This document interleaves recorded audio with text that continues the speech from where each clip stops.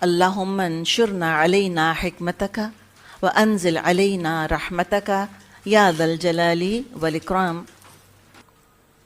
تب زمزم ہی کی ہم بات کر رہے تھے۔ ایک دن عبد المطلب نے خواب دیکھا کہ ان کو زمزم کا کنواں کھودنے کا حکم دیا جا رہا ہے، اور وہ جگہ بھی بتائی گئی جہاں کھدائی کرنی تھی۔ کھدائی کے دوران قریش نے مطالبہ کیا کہ ہم کو بھی اس کام میں شریک کرو، ظاہر بڑا مبارک کام تھا، بڑا اہم کام تھا۔ لیکن عبد المطلب کا کہنا تھا کہ میں اس کام کے لیے مخصوص ہوں۔ جو خواب انہوں نے دیکھا تھا ان کو یہ فیلنگ آئی تھی کہ بس صرف میں یہ کام کروں گا، کسی اور کو شریک نہ کروں اس کے اندر۔ تو کہا کہ میں اس کام کے لیے مخصوص ہوں، کوئی اور شامل نہیں ہو سکتا۔ اس موقع پہ عبد المطلب نے نظر مانی کہ اگر اللہ نے مجھ کو 10 بیٹے دیے تو میں ایک کو کعبہ کے پاس قربان کروں گا۔ تو ان کو کیوں خیال آیا کہ میرے 10 بیٹے ہوتے اس وقت؟ دیکھیں، اکیلے محنت پلس جب کوئی مخالفت کر رہا ہوتا ہے تو انسان کو طاقت کی ضرورت پڑتی ہے۔ اس زمانے میں جو قبائلی نظام تھا اس میں کوئی گورنمنٹ کی پروٹیکشن تو ہوتی ہی نہیں تھی، تو جو بیٹوں کی اتنی زیادہ ان کے ہاں اہمیت تھی اس لیے کہ بیٹے وہ کام کرتے تھے جو آج گورنمنٹ ہم کو پولیس وغیرہ سپلائی کر کے کرتی ہے۔ پولیس حفاظت کرتی ہے، یعنی کرنا چاہیے، کرتی ہے یا نہیں وہ الگ کہانی ہے، لیکن کام تو پولیس کا یہ ہے نا کہ شہریوں کی حفاظت کرے۔ اس زمانے میں پولیس تو نہیں ہوتی تھی، تو بیٹے ہی حفاظت کرتے تھے، بیٹے ہی انشورنس ہوتے تھے، کوئی انشورنس پالیسیز تو نہیں ہوا کرتی تھیں ان کی۔ وقت پڑنے پر بیٹے ہی کام آتے تھے، وہی دفاع کیا کرتے تھے، وہی جتھا مضبوط کیا کرتے تھے۔ تو اس وقت جب قریش نے آ کر ان سے مخالفت کی ہوگی، تھوڑا جھگڑا وغیرہ کیا ہوگا، تو ان کے دل میں تمنا آئی ہوگی کہ کاش میرا جتھا زیادہ مضبوط ہوتا۔ تو دعا کی کہ 10 بیٹے اگر ہوں گے تو میں ایک کو کعبہ کے پاس قربان کروں گا۔ اللہ نے ان کی دعا قبول فرمائی، 10 بیٹے ہوئے۔ انہوں نے کچھ وقت کے بعد اپنے ان بیٹوں کو، یعنی جب ہوش سنبھال لیا ہوگا بیٹوں نے، تو ان کو اس نظر سے آگاہ کیا کہ میں نے یہ نظر مانی ہے کہ میں تم میں سے ایک کو قربان کروں گا۔ 10 کے 10 بیٹوں نے بات مان لی۔ یعنی کہ مشرک کلچر میں بھی آپ دیکھیں کہ والدین کی اطاعت، اور چونکہ والد نے وعدہ کیا تھا تو والد کا وعدہ نبھانا یہ بچوں کو اپنی ذمہ داری بھی لگا کرتا تھا کہ ہم بھی اس باپ کے عہد میں اور باپ کی رسپانسبلٹی میں ہم بھی شریک۔ تو وعدہ وفا کرنے کے لیے کہا کہ ٹھیک ہے ہم حاضر ہیں۔ اب کس کو قربان کیا جائے؟ تو طریقہ یہ اختیار کیا عبد المطلب نے کہ قسمت کے تیروں پر 10 بیٹوں کے نام لکھے، ہر تیر پر ایک ایک بیٹے کا نام لکھا، اور حبل جو بت تھا حبل کے مجاور کے حوالے کر دیا کہ ٹھیک ہے جو بھی تیر نکل آئے، یہ لاٹس نکالا کرتے تھے نا، قرآن اندازی کیا کرتے تھے اس طرح سے۔ تو جب لاٹ ڈالا گیا تو جب تیر نکالا حبل کے مجاور نے تو نام نکلا عبداللہ کا۔ کون ہے عبداللہ؟ آپ صلی اللہ علیہ وسلم کے والد جی۔ اب جو عبد المطلب کی اولاد تھی، جو ان کے 10 بیٹے تھے، بیٹیاں بھی تھیں، یہ جو 10 بیٹے تھے ان میں عبداللہ سب سے خوبصورت اور پاک دامن اور عبد المطلب کے چہیتے تھے۔ لیکن چونکہ وہ نکل آیا، قرآن نکل آیا، تو عبد المطلب نے عبداللہ کا ہاتھ پکڑا اور چھری لی اور ذبح کرنے کے لیے خانہ کعبہ کے پاس ان کو لے گئے۔ لیکن جو عبداللہ کی ماں تھیں، فاطمہ ان کا نام تھا، بنو مخزوم قبیلے سے ان کا تعلق تھا۔ بنو مخزوم بڑا طاقت والا قبیلہ تھا۔ تو یہ جو عبداللہ کی ماں تھیں یہ ابو طالب اور زبیر کی بھی ماں تھیں، یعنی کہ کون 3 بھائی ایک ماں سے تھے، ماں جائے جن کو ہم کہتے ہیں، عبداللہ، زبیر اور ابو طالب، ان کی بھی ماں تھیں۔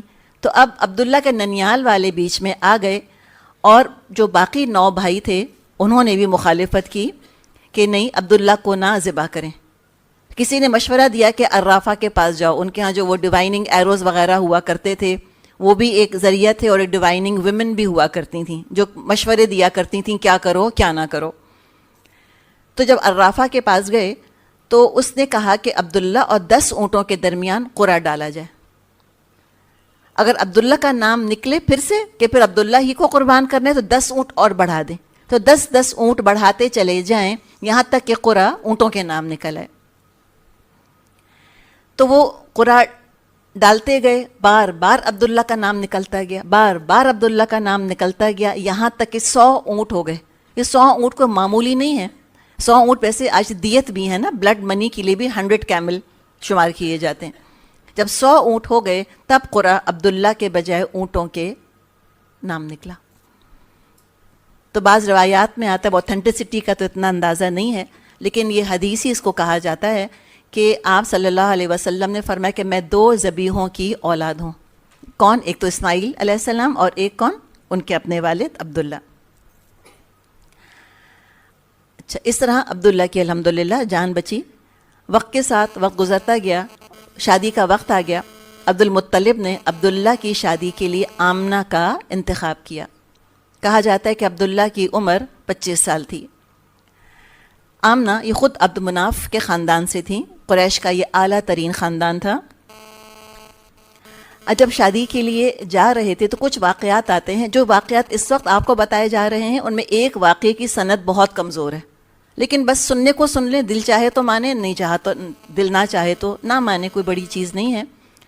لیکن جو پہلا واقعہ آپ کو بتایا جا رہا ہے وہ حقیقت ہے۔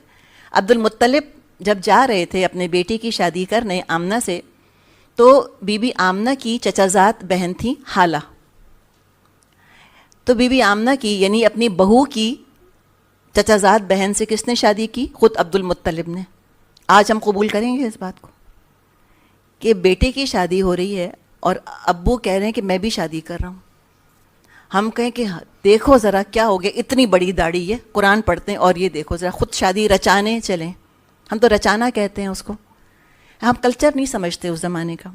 اس زمانے میں یہ چیز کو بہت بڑی بات نہیں تھی کہ اگر بیٹے کی شادی ہو رہی ہے تو باپ بھی ایک اور شادی کر لے۔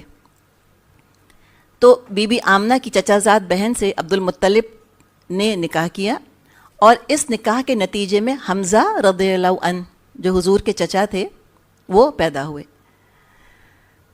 تو آپ سمجھے کہ حمزہ رضی اللہ عنہ اور نبی اکرم صلی اللہ علیہ وسلم تقریباً ہم عمر ہیں۔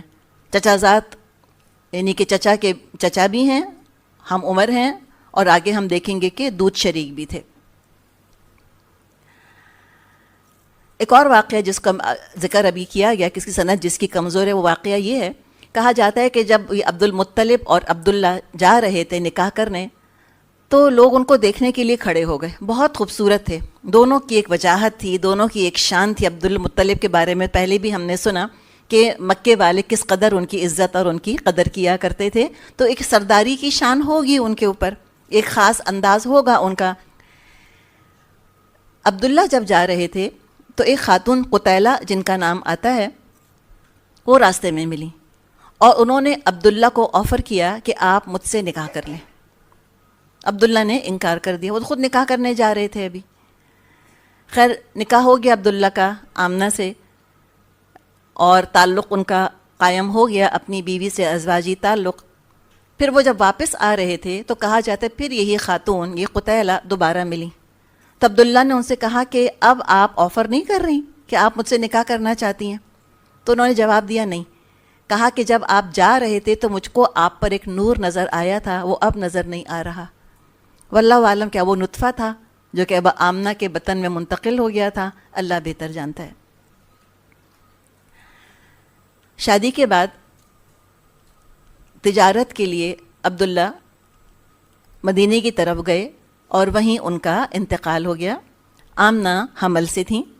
عبداللہ نے وراثت میں 5 اونٹ اور بکریوں کا ریوڑ چھوڑا تھا، اور ایک حبشی لونڈی جس کا نام برکت تھا وہ چھوڑی۔ یہ جو برکت لونڈی تھیں عبداللہ کی، انہی کی کنیت تھی ام ایمن۔ یہ ام ایمن وہی ہیں جنہوں نے کہ آپ صلی اللہ علیہ وسلم کو گود کھلایا تھا۔ اور یہ ام ایمن کون ہے؟ اچھا دیکھیں ان کی کیا ایج ہوگی کہ اللہ کے رسول کو گود کھلایا ہے؟ بڑی ہوں گی نا آپ صلی اللہ علیہ وسلم سے آبویسلی۔ مدینے میں جا کر آپ صلی اللہ علیہ وسلم نے صحابہ سے فرمایا کہ تم میں سے کون جنت کی خاتون سے شادی کرنا چاہتا ہے، وہ ام ایمن سے کر لے۔ تو زید بن حارثہ جو کہ آپ صلی اللہ علیہ وسلم کے منہ بولے بیٹے تھے، کتنے چھوٹے ہوں گے عمر میں، انہوں نے ام ایمن سے نکاح کیا۔ تو یہ تو یاد رہ جاتا ہے کہ اتنی بڑی بڑی عمر کے مرد اتنی چھوٹی عمر کی لڑکیوں سے نکاح کر لیا کرتے تھے۔ ہم یہ بھول جاتے ہیں کہ بہت چھوٹی عمر کے مرد بہت بڑی بڑی عمر کی عورتوں سے بھی نکاح کر لیا کرتے تھے. ان کے ہاں عمر کا فاصلہ کوئی حیثیت نہیں رکھتا تھا اس کلچر کے اندر. It was no big deal. جیسے آج ہمارے یہاں کوئی اس بات کی اہمیت نہیں ہے کہ اپنی بیٹیوں کا نکاح کر کے ہم ہزاروں میل دور بھیج دیتے ہیں. اس کا وہ تصور نہیں کر سکتے تھے کہ بیٹی کا نکاح کر کے ہم کسی اور پردیس میں اپنی بیٹی بھیجیں. It was unthinkable for them. لیکن ہمارے یہاں نارم ہے. اگر وہ ہم کو جج کرنے بیٹھیں تو غلطی کریں گے. اسی طرح ہم جب ان کو جج کرنا شروع کرتے ہیں تو ہم غلطی کر رہے ہوتے ہیں. وہ کوئی بڑی بات نہیں تھی اس زمانے کے لحاظ سے. تو یہ ام ایمن ہیں جنہوں نے آپ صلی اللہ علیہ وسلم کو گود کھلایا. بی بی آمنہ کا حمل رہا. پھر 9 یا 12 یا 20 ربیع الاول پیر کے دن موسم بہار میں آپ صلی اللہ علیہ وسلم کی پیدائش ہوئی. عبد الرحمن بن عوف رضی اللہ عنہ کی والدہ شفا دایا تھیں, یعنی کہ وہ مڈ وائف تھیں. دادا عبد المطلب تشریف لائے, خانہ کعبہ میں جا کر دعا کی, اللہ کا شکر ادا کیا اور آپ صلی اللہ علیہ وسلم کا نام محمد رکھا صلی اللہ علیہ وسلم. عرب میں یہ محمد نام بہت زیادہ معروف ہے, بہت کامن نہیں تھا. کہا جاتا ہے کہ پہلے بس 4 کوئی ایسے لوگ گزرے تھے جن کا کہ نام محمد تھا. جس سال آپ صلی اللہ علیہ وسلم کی پیدائش ہوئی وہ سال عربوں کی تاریخ میں یادگار ہے. اس کو عام الفیل یا ہاتھیوں کا سال کہا جاتا ہے. اور ہم اس واقعے کے بارے میں اچھی طرح سے جانتے ہیں کہ وہ ابرہہ جو ہے وہ ہاتھیوں کا لشکر لے کر آیا تھا, اور کس طرح اللہ تعالیٰ نے پھر کچھ پرندوں کو بھیجا, طیرن ابابیل جس کو کہ کہا گیا ہے قرآن میں, اور کس طرح ان پر وہ پتھر برسائے گئے اور پھر وہ سارا لشکر ہاتھیوں کا ایک سمجھے معجزانہ طریقے سے تباہ اور برباد ہو گیا, اور اللہ تعالیٰ نے اس طرح اپنے گھر کی حفاظت فرمائی. یہ واقعہ آپ صلی اللہ علیہ وسلم کی پیدائش سے تقریباً 50 یا 55 دن پہلے پیش آیا. تو وہ سال لوگوں کو یاد رہ گیا. جب آپ صلی اللہ علیہ وسلم کی پیدائش ہوئی تو کیا لوگوں کو پتہ تھا کہ یہ اللہ کے رسول پیدا ہوئے ہیں؟ کسی کو بھی نہیں معلوم تھا. تو تاریخ محفوظ نہیں رہ سکی. اور عربوں کے ہاں ویسے بھی برتھ ڈیٹس یا ڈیتھ ڈیٹس پرزرو کرنے کا کوئی رواج تھا ہی نہیں. ان کا ریکارڈ رکھا ہی نہیں جاتا تھا تاریخ پیدائش کا یا موت کی تاریخ کا. اب تو ہمیں بہت ضرورت ہوتی ہے برتھ سرٹیفکیٹ وغیرہ کی. کیوں؟ آفیشیلی ہمیں بہت سے کام کرنے ہوتے ہیں اس کے ذریعے سے. ڈیتھ سرٹیفکیٹ انتہائی ضروری ہے, ورنہ بہت سے کام نہیں ہو پا رہے ہوتے.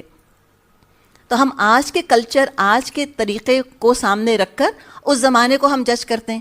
ہم سمجھتے ہیں جیسے آج ڈیٹ آف برتھ ضرور یاد رکھی جاتی ہے, اس زمانے میں بھی ضرور یاد رکھی جاتی ہوگی. نہیں یاد رکھی جاتی. 12 ربیع الاول لوگوں کا گمان ہے, لوگوں کا ظن ہے کہ آپ صلی اللہ علیہ وسلم 12 ربیع الاول کو پیدا ہوئے تھے. اس کا کوئی ریکارڈ ہم کو نہیں ملتا کہ آپ کس تاریخ کو پیدا ہوئے تھے. آپ کی جب پیدائش ہوئی اور جب خبر ابو لہب کو پہنچی جو آپ کا چچا تھا, اس نے اس لونڈی کو آزاد کر دیا جو یہ خوشخبری لے کر آئی تھی. لونڈی کا نام تھا صوبیہ. آپ صلی اللہ علیہ وسلم نے اپنی والدہ کے بعد سب سے پہلے ابو لہب کی اسی لونڈی صوبیہ کا دودھ پیا. حمزہ آپ صلی اللہ علیہ وسلم کے چچا تھے, چچا بھی تھے اور ایک طرح سے خالہ زاد بھائی بھی ہوئے نا, ماں کی کزن کے بھی تو بیٹے تھے. تو کتنے رشتے تھے, ہم عمر تھے, چچا تھے, یعنی چچا تھے اور خالہ زاد بھائی بھی تھے اور دودھ شریک بھی تھے. تو آپ سوچیں کہ ان کی شہادت کا کتنا غم ہوا ہوگا آپ صلی اللہ علیہ وسلم کو. جیسے کہ روایات میں آتا ہے کہ احد کے میدان میں جب آپ صلی اللہ علیہ وسلم حمزہ کا جنازہ پڑھا رہے تھے, حمزہ کو دیکھا تو صحابہ کہتے ہیں کہ ہم نے ایسی بلند آواز میں آپ کو کبھی روتے نہیں دیکھا جیسے آپ حمزہ پر روئے تھے. اتنی شدت کی آپ کو ان سے محبت تھی, اور ہم عمر بھی تھے. صوبیہ جو تھیں ان کے اپنے بچے کا نام مسروح تھا, وہ بھی دودھ شریک ہو گیا پھر آپ صلی اللہ علیہ وسلم کا. ابو سلمہ کتنا مشہور نام ہے, یہ بھی احد میں شہید ہوئے تھے رضی اللہ عنہ. ابو سلمہ بھی آپ صلی اللہ علیہ وسلم کے دودھ شریک بھائی تھے.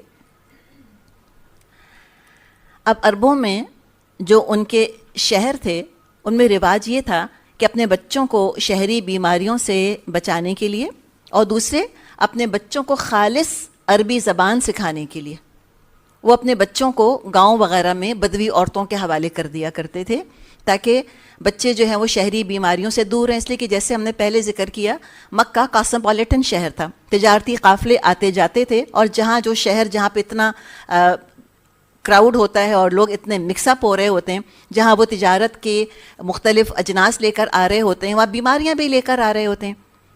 ظاہر اس زمانے میں انوکولیشنز اور یہ دوائیں وغیرہ تو اتنی نہیں تھیں، بچے بیمار ہو کے مر جایا کرتے تھے، تو ان چیزوں سے بچانے کے لیے وہ بچوں کو بھیج دیا کرتے تھے. اور زبان بھی پولیوٹ ہو رہی تھی، اس میں نئے نئے الفاظ ایڈ ہو رہے تھے. وہ چاہتے تھے خالص عربک لینگویج اپنے بچوں کو سکھائیں، تو وہ گاؤں میں بھیج دیا کرتے تھے. آپ صلی اللہ علیہ وسلم کی پیدائش ہوئی تب بھی معاملہ یہی تھا. قبیلہ بنی سعد کی عورتیں مکے آئی ہوئی تھیں. اس بنی سعد کے قبیلے کی ایک خاتون، ان کا نام آتا ہے حلیمہ. حلیمہ ان کا نام ہے، اور سعدیہ لقب. سعدیہ لقب کیوں؟ بنو سعد قبیلے کی تھیں اس لیے. یہ وہ زمانہ تھا جب مکے میں زبردست قحط پڑا ہوا تھا، ڈراؤٹ تھا. یہ خود بیان کرتی ہیں، کہتی ہیں میں ایک سفید گدھی پر سوار تھی جو سب سے لاغر اور کمزور تھی، اور ایک اونٹنی بھی ساتھ تھی، مگر ایک قطرہ دودھ نہ نکلتا تھا. جانوروں میں دودھ نہ تھا، خود حلیمہ کا اپنا بھی دودھ نہ آتا تھا. ان کا اپنا بچہ بھوک سے روتا رہتا اور اس کے لیے دودھ نہ ہوتا. کہتی ہیں ہم سب دودھ پینے والے بچوں کی تلاش میں مکے آئیں. ہم میں سے کوئی عورت ایسی نہ تھی جس پر کہ رسول اللہ صلی اللہ علیہ وسلم کو پیش نہ کیا گیا ہو، مگر سب نے لینے سے انکار کر دیا. کہا کہ اس یتیم کو لے کر ہم کیا کریں گے؟ نہ ماں مالدار ہے، نہ دادا کچھ دے سکتا ہے. کہتی ہیں کہ جب مجھے کوئی بچہ نہیں ملا تو میں نے اسی یتیم بچے کو لے لیا کہ خالی ہاتھ لوٹنے سے بہتر ہے، چلو کوئی بچہ لے لیتی ہوں. پھر وہ کہتی ہیں جب میں نے اس بچے کو اپنی آغوش میں لیا تو میرے سینے میں دودھ امنڈ آیا، اور پیٹ بھر کر اس بچے نے پیا، ساتھ ہی اس کے بھائی نے بھی پیا. ادھر کیا ہوا کہ جب ان کے شوہر اونٹنی کا دودھ دھونے کے لیے گئے تو اس کا تھن دودھ سے بھرا ہوا تھا. تو میاں بیوی نے خود دونوں نے پیٹ بھر کر پیا اور بہت آرام سے رات گزاری. صبح ہوئی، ان کے شوہر نے کہا حلیمہ اللہ کی قسم تم نے ایک بابرکت روح حاصل کی ہے صلی اللہ علیہ وسلم. پھر کہتی ہیں کہ آتے وقت میری گدھی اتنی مریل کہ سب سے پیچھے رہ جاتی تھی، سب آگے نکل جاتے تھے. واپسی میں یہ مریل گدھی ایسی تیز رفتار ہو گئی کہ سب سے آگے نکل گئی. سب گھروں کو واپس آ گئیں بچے لے کر، اپنے گھروں کو لوٹیں. تو جہاں ان کا قبیلہ رہتا تھا وہاں تو قحط پڑا ہوا تھا، سب کی بکریاں جاتی ہیں بھوکی خالی تھنوں کے ساتھ واپس آ جاتی.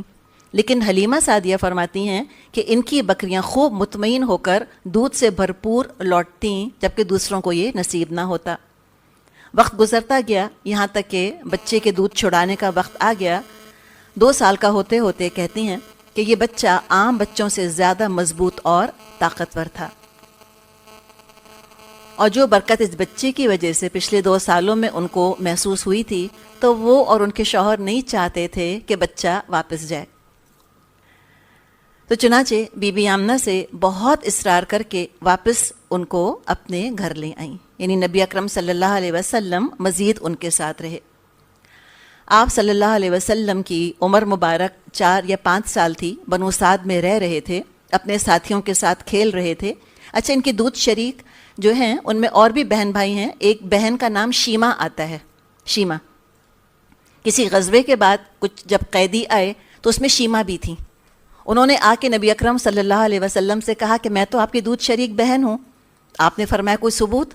تو انہوں نے اپنی پیٹھ پر سے کپڑا ہٹایا اور اس پہ دانتوں کے نشان تھے. کہا کہ بچپن میں آپ نے مجھ کو یہاں کاٹا تھا اور یہ اس کا نشان اب تک یہاں پڑا ہوا ہے. تو آپ صلی اللہ علیہ وسلم ان کو پھر پہچان گئے. تو اسی طرح آپ اپنے ساتھیوں کے ساتھ چھوٹے تھے، آپ کھیل رہے تھے کہ جبریل علیہ السلام تشریف لائے، آپ صلی اللہ علیہ وسلم کو لٹایا. اور یہ واقعہ صحیح مسلم میں انس رضی اللہ عنہ سے مروی ہے، یعنی مستند واقعہ ہے. آپ کو لٹایا، آپ کا سینہ کاٹا، چاک کیا، دل نکالا، پھر دل سے ایک ٹکڑا نکال کر فرمایا یہ تم سے شیطان کا حصہ ہے.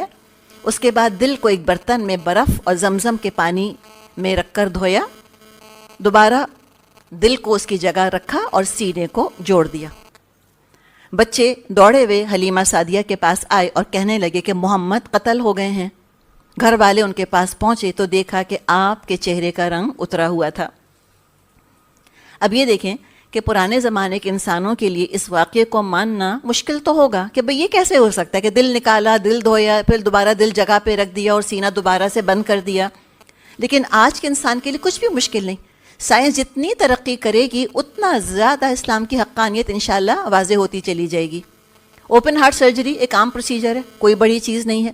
سرجن دل ٹھیک کرتے ہیں, دل ریپلیس کر دیتے ہیں, ویلوز چینج کر دیتے ہیں, اسٹنٹ ڈال دیتے ہیں, کیا کچھ نہیں کرتے.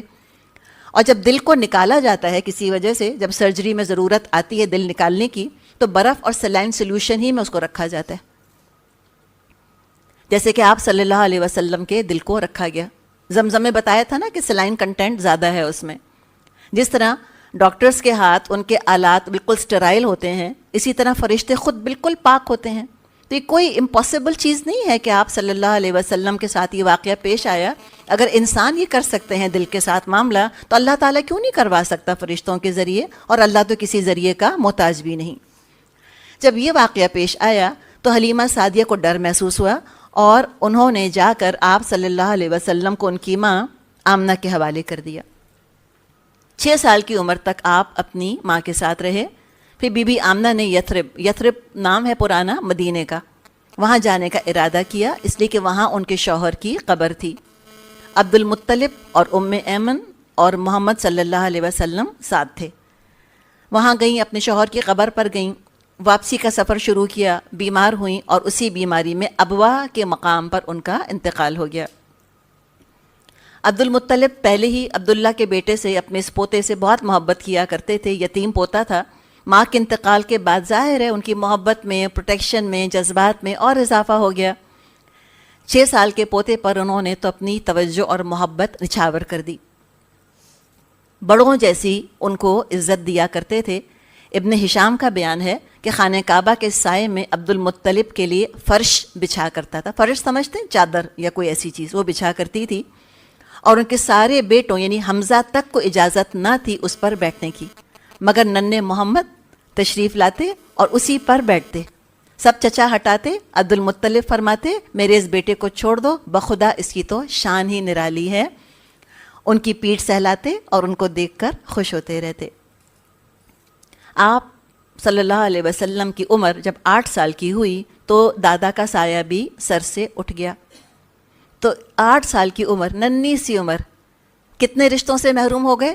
پیدائشی یتیم, ذرا سا ہوش سنبھالا, ماں چلی گئیں. تھوڑے اور بڑے ہوئے, دادا کا سایہ بھی سر سے اٹھ گیا.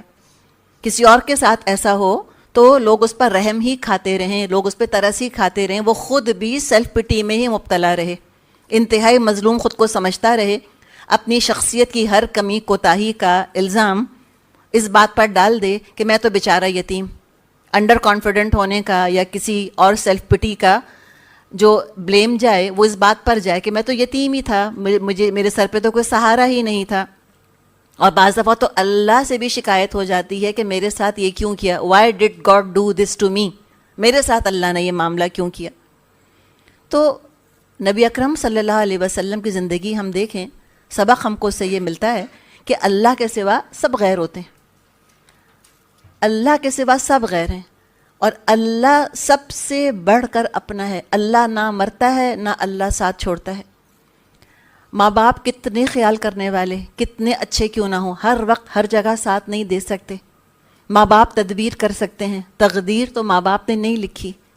اللہ تو تدبیر بھی کرتا ہے, اللہ تو تقدیر بھی بناتا ہے. قلم تقدیر بھی اللہ کے اختیار میں ہے. جس کا اللہ ہے وہ کبھی تنہا نہیں ہو سکتا. کرنے کا کام کیا ہے ہمارا کہ اپنے آپ کو نیگیٹو نہ ہونے دیں.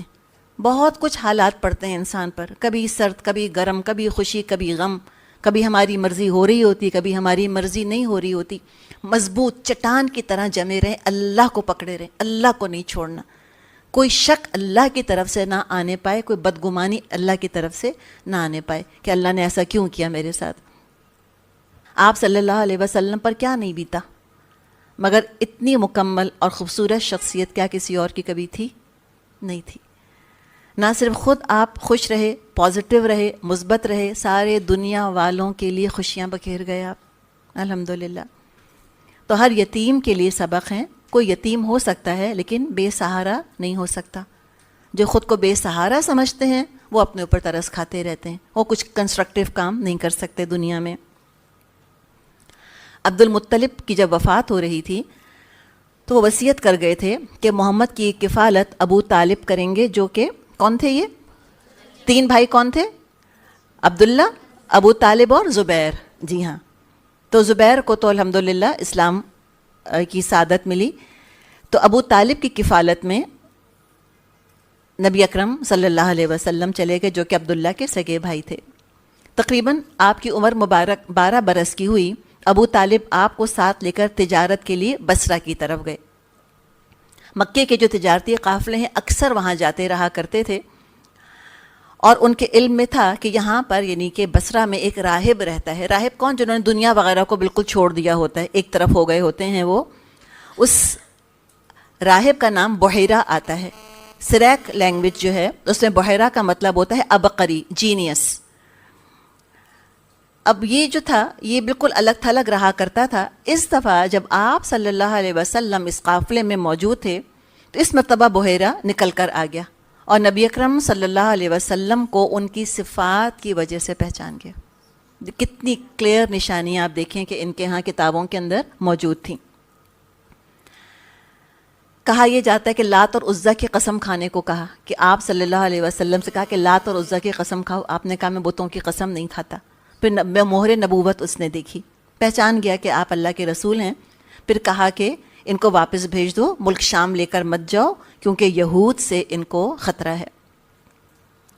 آپ صلی اللہ علیہ وسلم کی عمر مبارک جب 15 برس کی ہوئی تو قریش اور قیس کے درمیان جنگ پیش آئی، جس کو جنگ فجار کہا کرتے ہیں. اب اس میں یہ محترم مہینوں میں ہوئی، اور محترم مہینوں کی بھی حرمت اس میں چاک ہو رہی تھی، اور خانہ کعبہ جو کہ حرم ہے اس کی بھی حرمت چاک ہو رہی تھی. محترم مہینے سمجھتے ہیں نا، وہ مہینے جو ہوتے ہیں جن میں کہ جنگ الاؤڈ نہیں ہے. یہ پہلے سے چلا آ رہا ہے.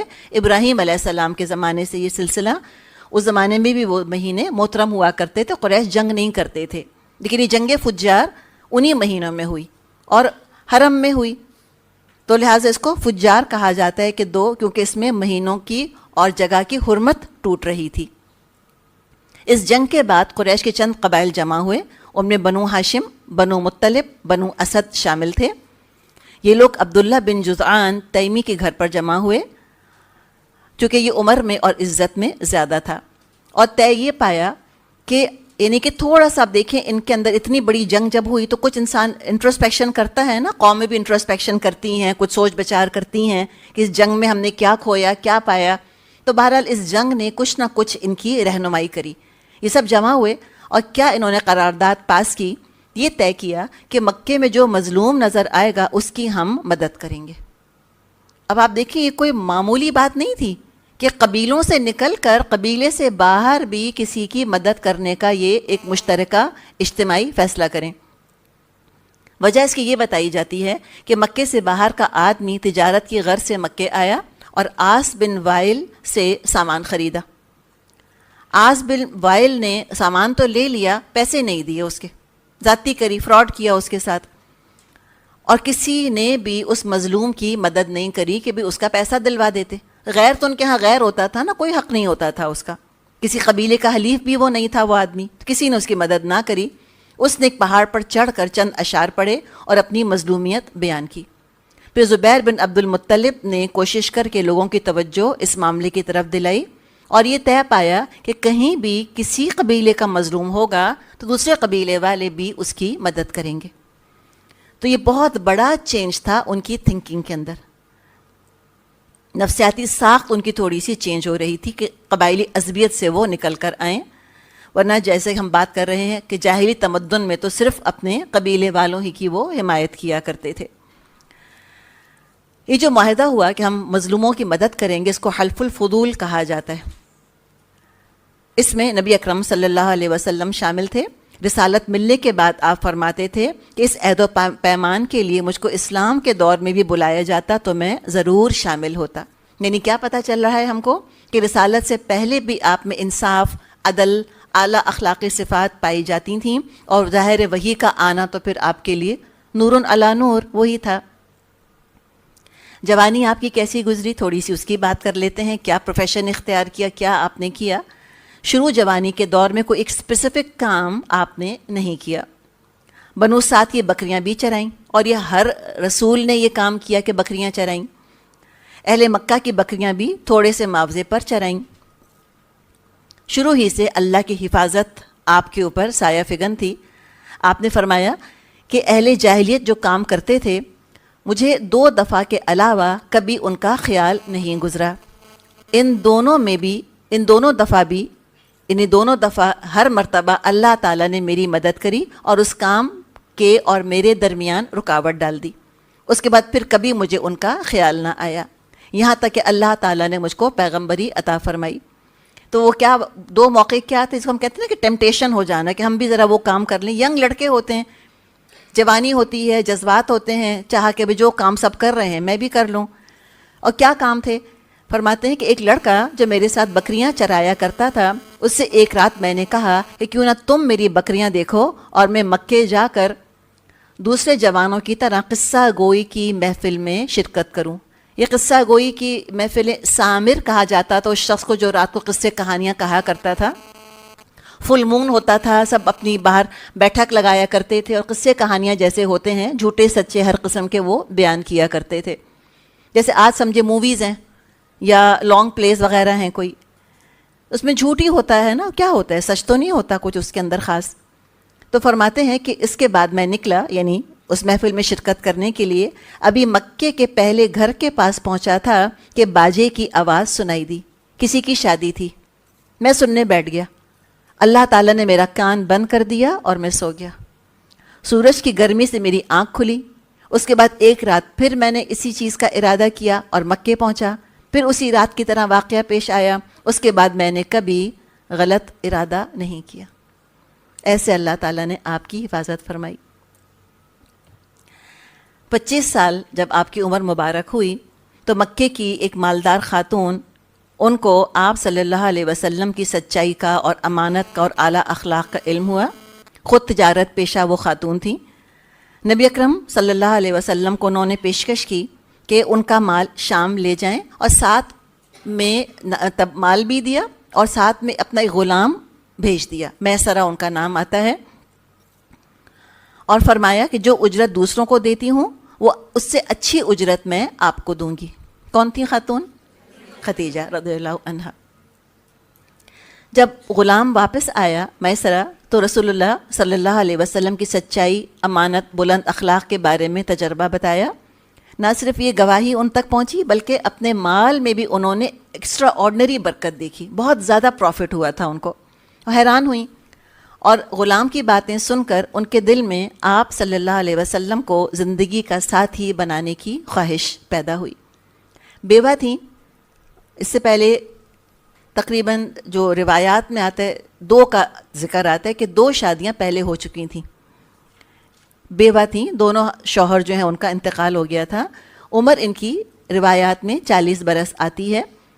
مکے کے بڑے بڑے رئیس اور سردار ان سے نکاح کے خواہش مند تھے، مگر ان کی نظر انتخاب آپ صلی اللہ علیہ وسلم پر پڑی۔ ان کی اپنی ایک سہیلی تھی، نفیسہ ان کا نام آتا ہے، نفیسہ کے ذریعے پیغام بھجوایا، اس لیے کہ شادی شدہ عورت کو اختیار ہے کہ وہ اپنا پیغام خود دے سکتی ہے۔ تو خود مختار تھیں، ظاہر کچھ کچی عمر کی تو خاتون نہیں تھیں، تو اس طرح خود انہوں نے پیغام بھجوایا۔ آپ صلی اللہ علیہ وسلم نے اپنے چچاؤں سے مشورہ کیا، بات چیت کری اور 20 اونٹ مہر میں دے کر ان سے نکاح کیا۔ بعض مختلف روایات میں مہر کی رقم تھوڑی ڈیفرنٹ بھی آتی ہے، کہیں 20 اونٹ کہیں اس سے کم، لیکن تقریباً سمجھیں کہ اتنے اونٹ دے کر آپ نے نکاح کیا۔ کچھ عرصے بعد خدیجہ رضی اللہ عنہا اور آپ صلی اللہ علیہ وسلم کے ہاں پہلے بچے کی پیدائش ہوئی۔ ان کا نام قاسم رکھا گیا، اور قاسم ہی کے نام پر آپ کی کنیت ابو القاسم پڑی۔ حدیث میں مضمون یہ آتا ہے کہ آپ نے فرمایا کہ میرے نام پر نام رکھو لیکن میری کنیت اختیار نہیں کرو، کنفیوژن نہ ہو جائے نا۔ تو ہم محمد نام رکھ سکتے ہیں، احمد نام رکھ سکتے ہیں بچوں کا، مصطفیٰ نام رکھ سکتے ہیں بچوں کا، لیکن آپ نے یہ منع کیا تھا کہ میری کنیت نہ رکھو کہ اس میں کنفیوژن نہ ہو جائے۔ وہ اس زمانے کے لیے بعض علماء کہتے ہیں کہ جب تک آپ صلی اللہ علیہ وسلم زندہ تھے تب تک یہ پابندی تھی، اس کے بعد ہمیں کچھ علماء وغیرہ کی کنیت ملتی ہے ابو القاسم، لیکن شاید اس وقت تک آپ نے اس چیز کی پابندی لگائی ہو کہ کوئی میری کنیت پر اپنی کنیت نہ رکھے، یعنی ابو القاسم کوئی اپنے آپ کو نہ کہلائے۔ قاسم کے بعد زینب، رقیہ، ام کلثوم، فاطمہ، یہ 4 آپ کی یہاں بیٹیاں ہوئیں، اور عبداللہ ایک بیٹے بھی پیدا ہوئے۔ یہ سب کہاں پیدا ہوئے؟ مکے میں۔ پھر ابراہیم آپ کے ایک اور بیٹے ہوئے تھے، وہ تو مدینہ میں ہوئے تھے، وہ بات کے ہیں۔ تو ختیجہ رضی اللہ عنہا سے یہ 4 بیٹیاں اور 2 بیٹے، بیٹا پھر بیٹیاں اور پھر ایک بیٹا۔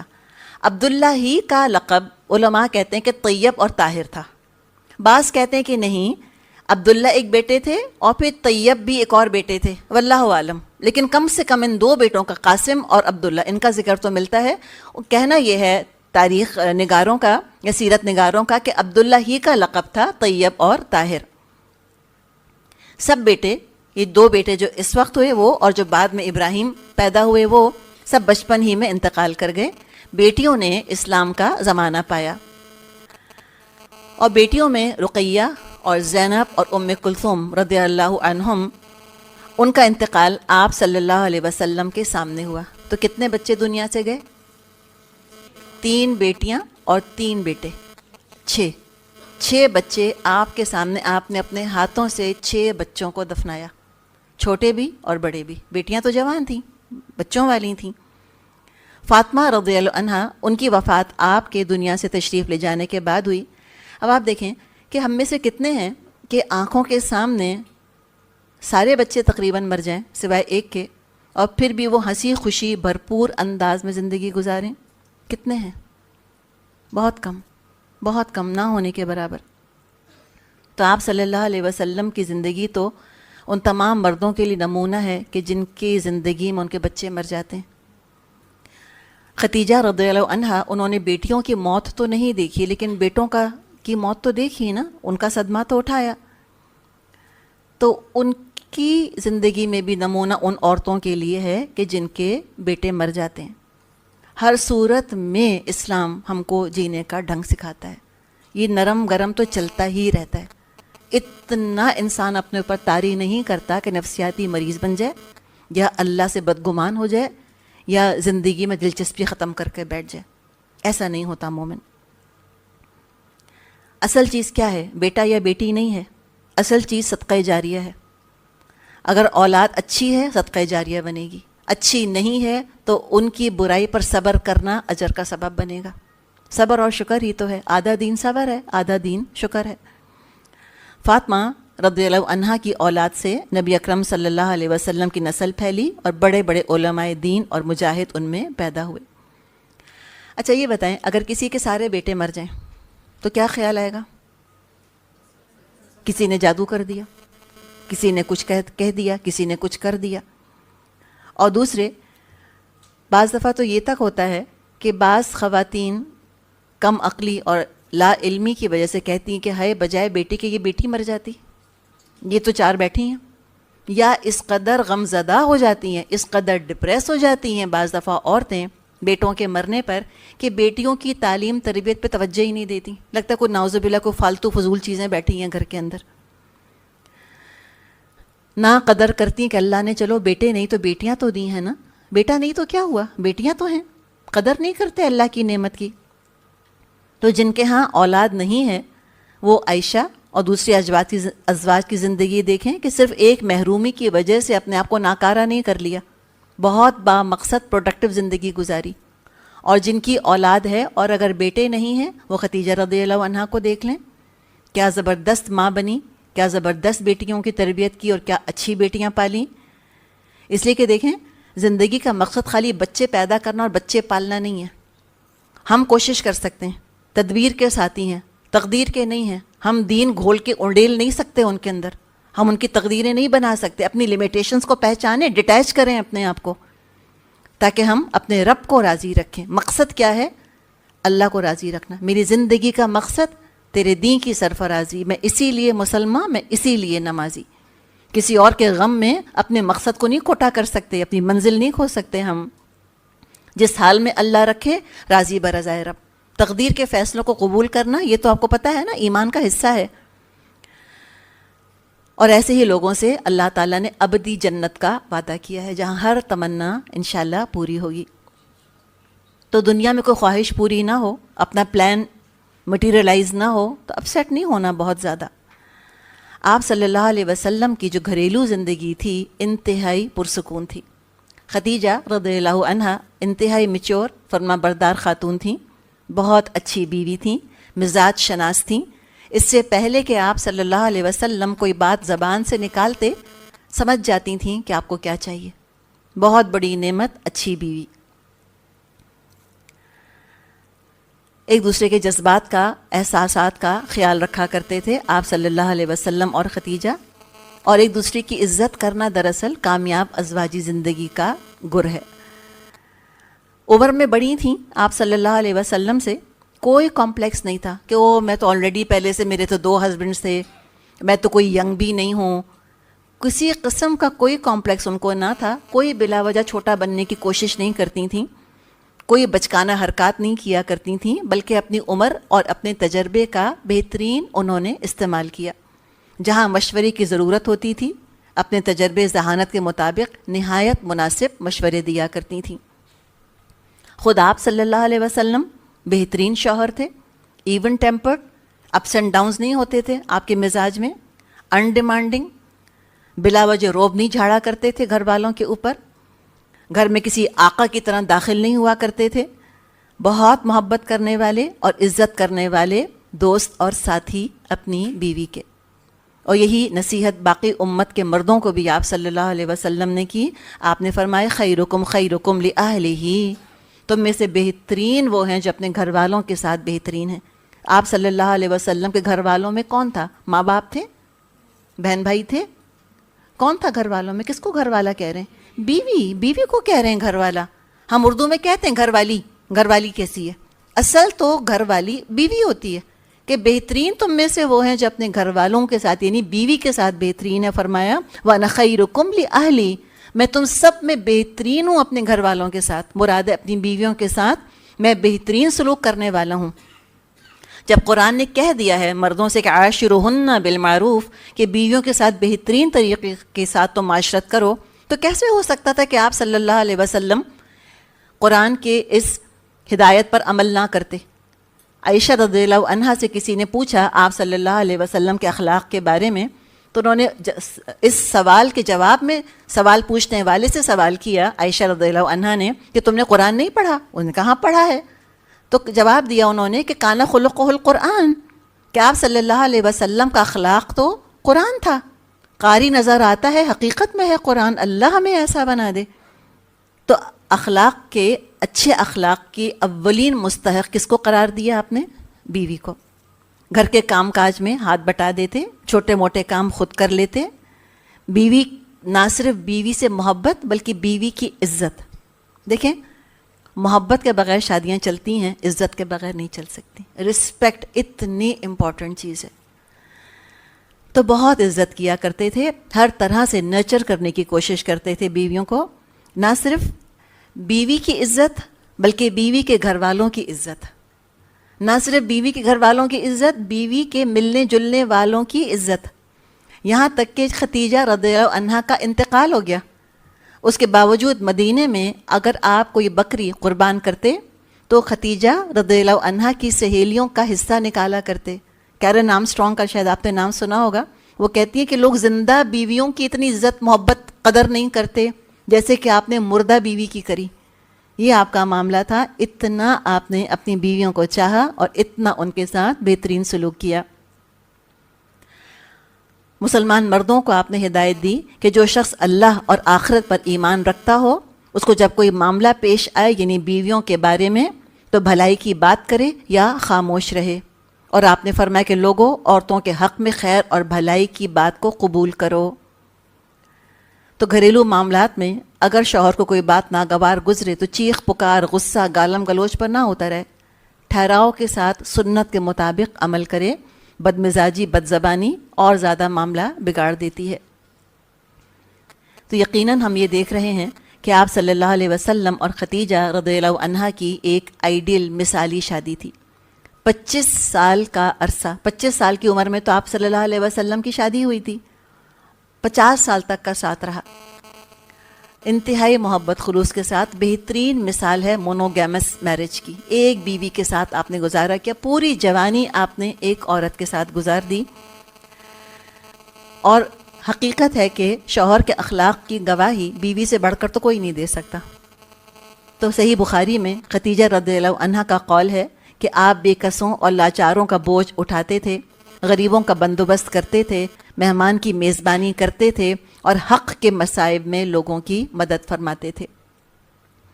اب جو مزاج شناس تھیں کیسی تھیں؟ روایات میں آتا ہے ایک دفعہ آپ صلی اللہ علیہ وسلم گھر تشریف لائے اور آ کر بیٹھ گئے۔ ذہین تھیں خدیجہ رضی اللہ عنہا، شکل دیکھ کر پہچان گئیں کہ آپ صلی اللہ علیہ وسلم اپسیٹ ہیں، پریشان ہیں۔ پوچھا کیا مسئلہ ہے، کیا معاملہ پیش آیا؟ تو آپ صلی اللہ علیہ وسلم نے بتایا کہ ایک مکے کے باہر ایک قبیلہ آ کر ٹھہرا ہے، ایک قافلہ آ کر ٹھہرا ہے، بہت غریب بڑے نادار لوگ ہیں، کھانا نہیں ہے، کپڑے نہیں ہیں ان کے پاس، بڑے محتاج ضرورت مند ہیں، اور آپ نے فرمایا کہ اگر میرے پاس پیسہ ہوتا تو میں ان کی مدد کرتا۔ تو یہ بات ہم یاد رکھیں کہ آپ صلی اللہ علیہ وسلم کی ذاتی دولت تو کوئی نہیں تھی، کاروبار کس کا تھا؟ خدیجہ رضی اللہ عنہا کا کاروبار تھا، آپ کے اپنا پیسہ تو وہ نہیں تھا۔ تو خدیجہ نے کہا اچھا ٹھیک ہے، آپ جائیں اور جا کر ذرا قریش کے معزز افراد کو بلا کر لے آئیں۔ اب اگر ہم اپنے میاں سے ایک دن کہیں کہ ذرا جا کے آپ خاندان کے فلاں فلاں کو لے آئیں، کیا کہیں گے؟ فرما برداری کریں گے؟ اور اگر اس طرح فرما برداری کر کر کھڑے ہو گئے اور ساس نے دیکھ لیا کہ میرے بیٹا ایک حکم پر کھڑا ہو گیا، تو ساس کیا کہیں گی؟ اللہ جانے کس الو کا گوشت کھلا دیا میرے بیٹے کو۔ کیا ان چیزوں کا اسلام سے تعلق ہے؟ کیا یہ کوئی میچو ہونے کے خلاف ہے کہ بیوی کی بات مان لی جائے؟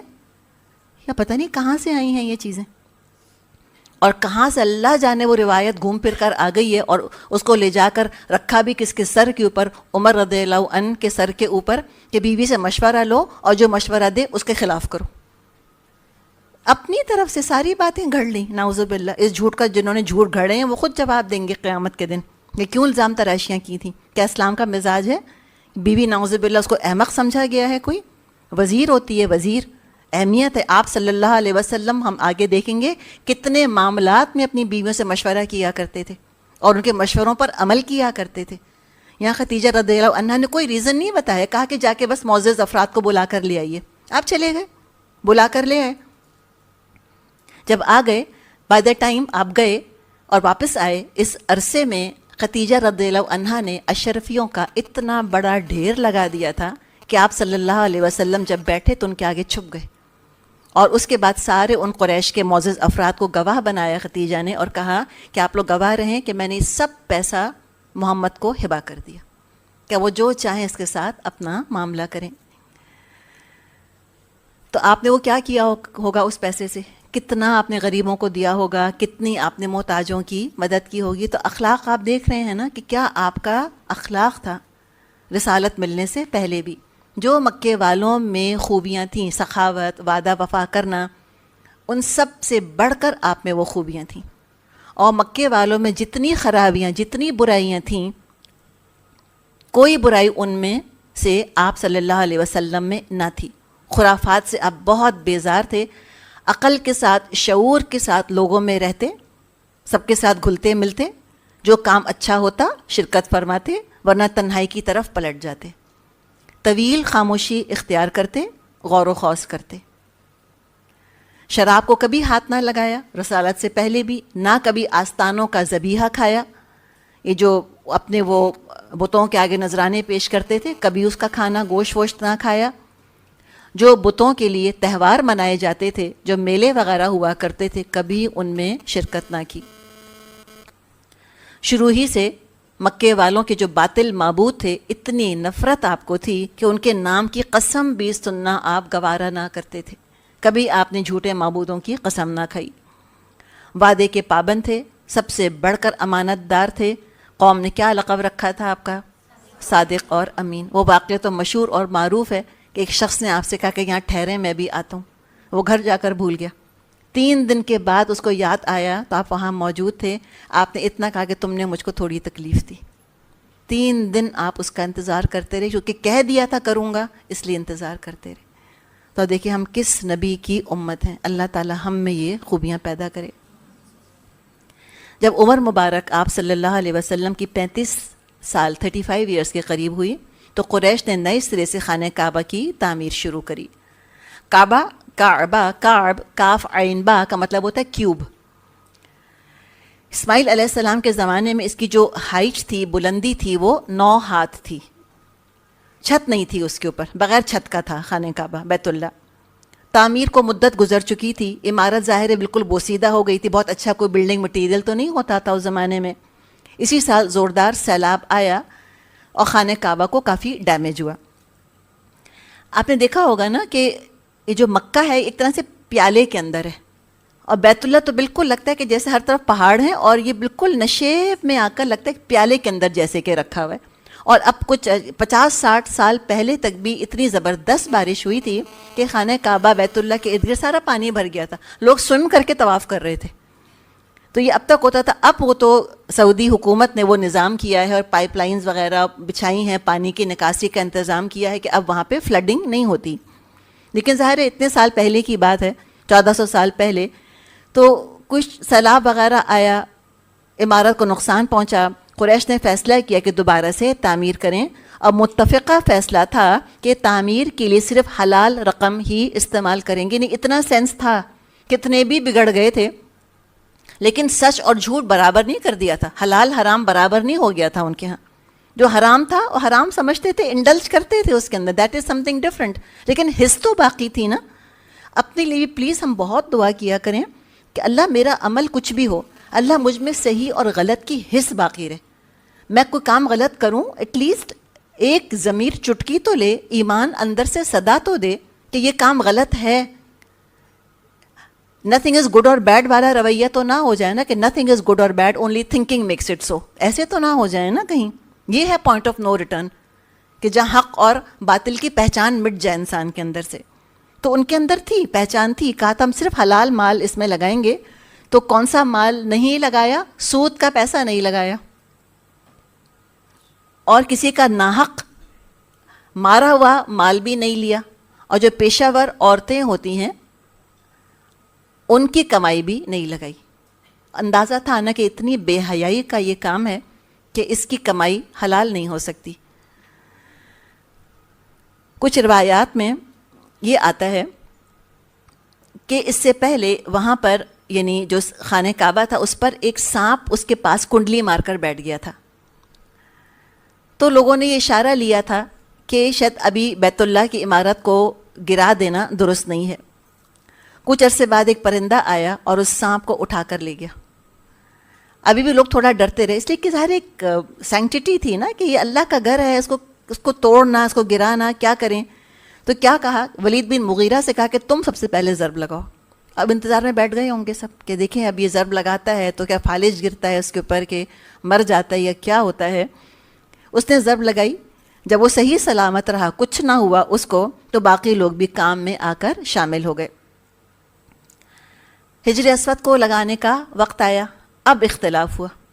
جیسے پیچھے ہم نے پڑھا نا کہ ان کے اندر غیرت تو تھی، خودداری تھی، لیکن یہ جذبہ اعتدال سے باہر تھا. تو قریب تھا کہ سارے قبیلے لڑ پڑیں اس کے اوپر. اتنے میں ایک شخص تھا ابو امیہ مخزومی، اس نے کہا کہ اچھا دیکھو لڑتے نہیں، ایسا کرتے ہیں کہ اگلی صبح حرم کے دروازے سے جو شخص سب سے پہلے یہاں داخل ہو اس کو ہم اپنا حکم بنا لیں، فیصلہ کرنے والا بنا لیں. جو وہ فیصلہ کرے وہ ہم سب مان لیں گے. اب اللہ کا کرنا کیا ہوا کہ سب سے پہلے آپ صلی اللہ علیہ وسلم تشریف لائے. آپ کو دیکھ کر وہ سارے مکے کے سردار جو وہاں موجود تھے پکار اٹھے کہ ھذا الامین، یہ تو امین آ گئے. رضیناہ، ہم سب راضی ہیں ان کے اوپر. ھذا محمد، یہ تو محمد آ گئے صلی اللہ علیہ وسلم. تو آپ صلی اللہ علیہ وسلم نے جو مشہور عمل ہے، اس کا ذکر ہم بچپن سے اپنی اسلامیت کی کتابوں میں پڑھتے آئے ہیں، کہ آپ نے ایک چادر لی، سب سرداروں نے اس چادر کو پکڑا، اس کے بیچ میں حجر اسود کو رکھا. اب جب حجر اسود اپنے مقام کو پہنچا تو آپ نے اس کو اٹھا کر اپنے ہاتھ مبارک سے آپ نے اس کو جگہ پر لگا دیا. اچھا جی، اب کیا ہوا کہ اب جو انہوں نے کیا کہا تھا قریش نے کہ ہم خالی حلال مال لگائیں گے، اب حلال مال کم پڑ گیا. تو ابراہیم علیہ السلام کا جو اوریجنل ڈیزائن تھا خانہ کعبہ کا، بیت اللہ کا، اس اوریجنل ڈیزائن کو کور کرنے کے لیے اتنا مٹیریل جمع نہیں ہو سکا. سمجھ آئیے آپ کو؟ تو انہوں نے کیا کیا کہ شمال کی طرف سے، نارتھ کی طرف سے بیت اللہ کی لمبائی کو، لینتھ جو تھی نا بیت اللہ کی، اس کو انہوں نے کم کر دیا. تو وہ کیا ہے جو حصہ کم ہوا ہے اور جو حصہ ایکسپوز ہے؟ حتیم، جس کو ہم کہتے ہیں، جس پہ کہ ہم دوڑ دوڑ کے ہم چاہتے ہیں کہ ہے 2 نفل میں حتیم کے اندر پڑھ لوں، تو وہ حتیم کہلایا. وہ حتیم کا علاقہ وہ ان کو چھوڑنا پڑا، اس کو وہ کور نہیں کر پائے. اچھا، پھر کیا تھا کہ جو اوریجنل ڈیزائن تھا بیت اللہ کا، تو ایک تو لمبا تھا. اب وہ جیسے اب ہم دیکھتے ہیں تو ہم کون سا ڈیزائن دیکھتے ہیں؟ ابراہیم علیہ السلام کا بنایا ہوا کہ قریش کا بنایا ہوا؟ قریش کا بنایا ہوا ڈیزائن ہے. وہ اس کی لینتھ چھوٹی ہو گئی ہے، اور دوسرے پہلے اس میں 2 دروازے تھے اور دونوں دروازے نیچے تھے، ایک سے انٹر ہو ایک سے نکل جائیں. تو قریش نے کیا کیا؟ دروازے کو بلند کر دیا. ابھی بھی دیکھیں دروازہ بیت اللہ کا نیچے لگا ہوا تو نہیں ہے نا، تھوڑا ہائٹ کے اوپر ہے. تو انہوں نے اس کو تھوڑا سا بلند کر دیا. اب اس میں بھی ذرا ان کو اپنا ایک روب جمانا تھا. وہ کیا چاہتے تھے کہ وہی شخص بس بیت اللہ میں داخل ہو جس کی کہ وہ خود اجازت دیں. تو یہ چینجز تھوڑے سے کیے.